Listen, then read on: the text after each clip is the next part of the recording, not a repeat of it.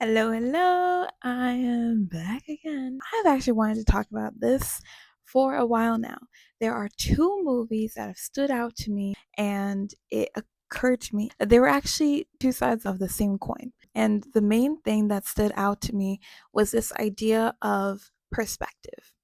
So let's get into it. Movie number one is a certain little movie called 50 First Dates with Adam Sandler and Drew Barrymore. Adam Sandler's character comes to this island and he comes across this cafe where he meets this girl. They hit it off, they're flirting, they're talking, and they're saying that they'll probably see each other around the island. But one thing he notices while he's at this cafe is that the newspaper is old and the people clearly don't like him. That's fine. He comes again the next day. He sees the same girl. He goes, hey, acting like he knows her. And she's completely turned off by him, wondering why he's talking to her, acting like he's a complete stranger.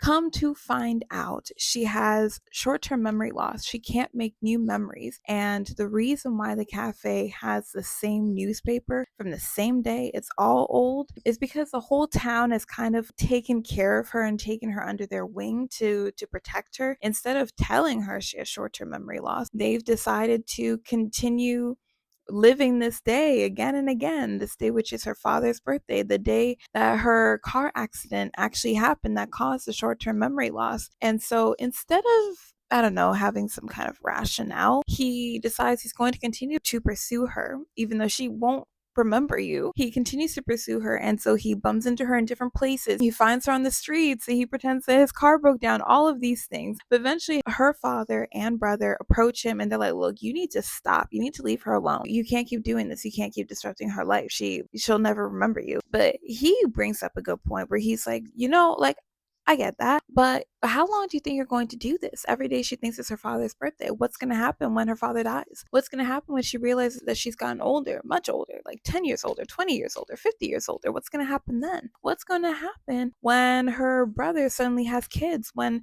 certain cafe members have sold off their business and that new person doesn't want to keep having these old newspapers? He brings up some fair points, and they bring up some fair points too. Like, why are you following around this girl who can't remember you?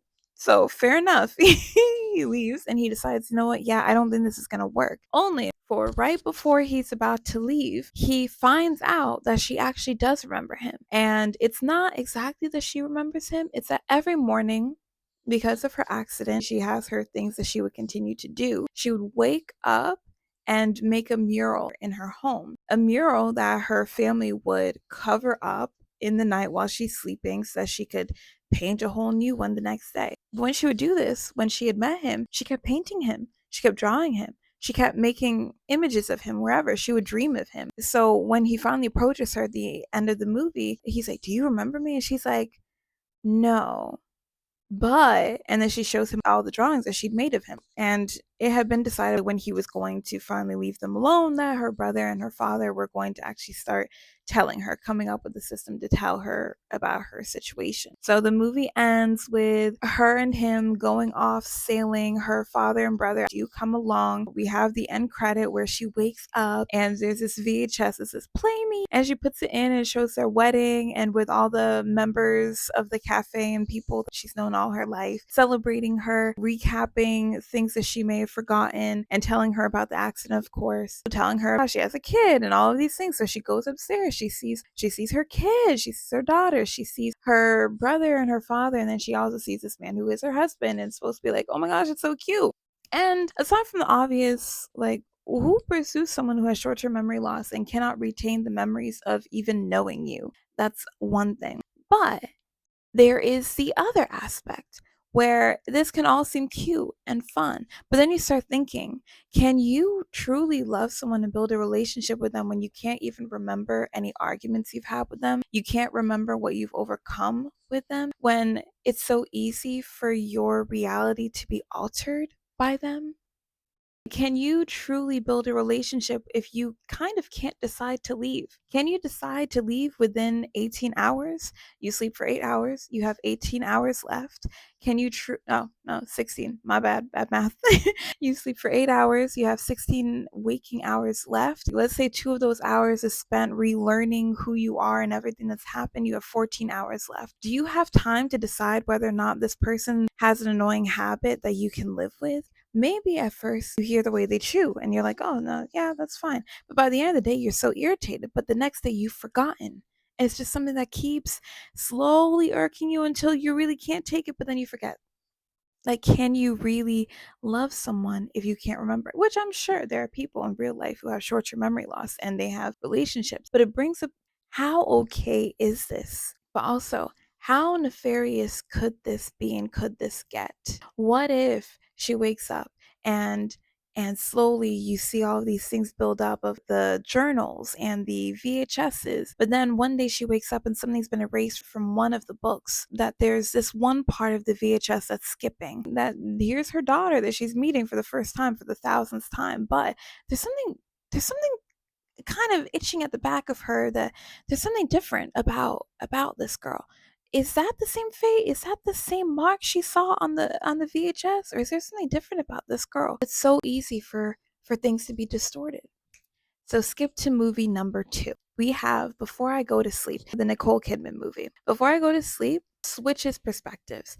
50 First Dates, we're talking about the guy's perspective, but Before I Go to Sleep tells it from the girl's perspective. We have a woman who wakes up and she finds that there's this man's arm around her. She's half naked and she freaks out, and he wakes up and then she's rushing into the bathroom, locking herself away, and the guy's like, oh, it's okay, it's okay, I know you're scared. He's like, look, no, this happens every single time. You have short-term memory loss. There was an accident. See, we're married. I'm your husband. Look, your hand. Do you see the wedding ring? Yeah, we're married. We've been married for all of these years, and I can show you our photo album and everything, but it's okay. I'm gonna go to the other room. You take your time to come out when you feel comfortable, but it's all right. And so she slowly comes out and she sees all of these sticky notes and reminders, and eventually she goes out and she sees the photo album that he's talking about, and he's just telling her about her life, and she's seeing these pictures and she's like, oh, okay, I believe it. And then he leaves, and once he's gone,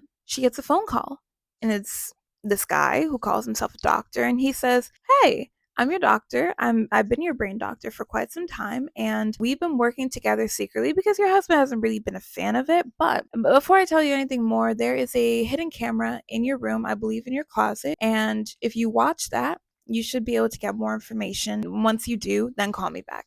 So she's like, what is this? She goes, she finds the cameras, and she sees that she's been logging these diaries, these recordings of the day, of what she's learned, of things she's uncovered about herself and all of this. And then she calls the doctor, and the doctor meet up, and they've been just trying to help her with her memory loss. So as more time goes by, she slowly, with these diaries, able to uncover more about her past, and she finds out that they had a son. She had a son, and she confronts her husband.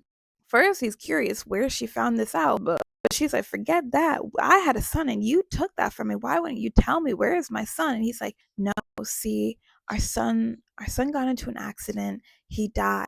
He died years ago.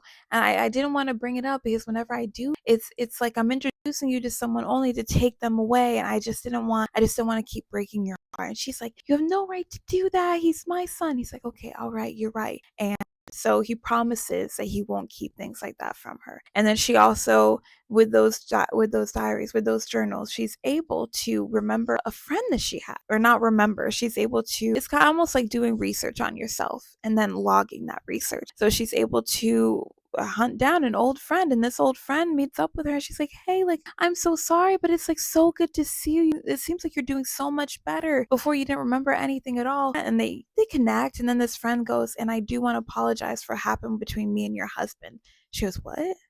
She says, yeah, when you first got into the accident, we were really heartbroken without you, and so we had connected, and they had an affair. We had connected, and I just wanted to apologize. And her friend had told her, yeah, like, he was so lost without you. He didn't even know what to do. And it feels like in this moment, this is the first time she actually begins to trust her husband. She's like, oh my gosh, like, yeah, like, he really is trying to take care of me. Because throughout all of this, it's like, who is this man? So she goes home and she tells her husband about meeting up with this friend and shows him the diary entries, the camera logs that she's been making. And she's like, I trust you now. I didn't realize that I was holding all of this distrust, but you know what? I trust you now. And what does he do?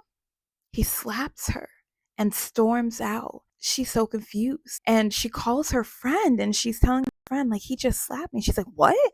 That's not what? And as she keeps telling her what's happening, her friend goes, wait, what color hair does Ben have?